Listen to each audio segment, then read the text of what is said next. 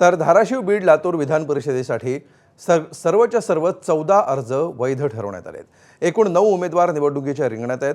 महायुतीचे उमेदवार बसवराज पाटील यांनी सर्वाधिक 4 उमेदवारी अर्ज दाखल केले होते। काँग्रेसचे महेश देशमुख यांनी 2 अर्ज तर अर्चना विनोद गंगणे यांनी 2 अर्ज दाखल केले होते। उर्वरित उमेदवारांनी प्रत्येकी 1 अर्ज भरला होता।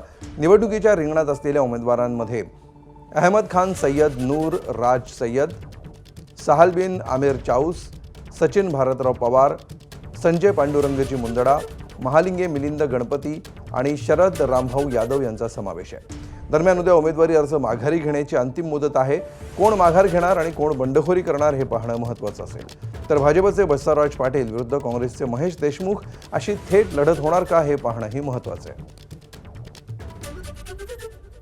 आमदार निवडणुकीचे कार्यक्रम नामनिर्देशन पत्राचे सादर करण्यासाठी अंतिम तारीख काल होती आणि आज छाननी प्रक्रिया पार पडली आणि या नामनिर्देशन प्रक्रियेमध्ये एकूण 9 उमेदवारांनी 14 नामनिर्देशन पत्र त्यांनी सादर केले। 2 पक्षाकडून उमेदवार यांनी नामनिर्देशन पत्र सादर केले, इतरांनी अपक्ष म्हणून त्यांनी नामनिर्देशन पत्र सादर केले आणि सर्व नामनिर्देशन पत्र छाननी अंती वैध ठरवण्यात आली आहे। एबीपी माझा, उघडा डोळे बघा नीट।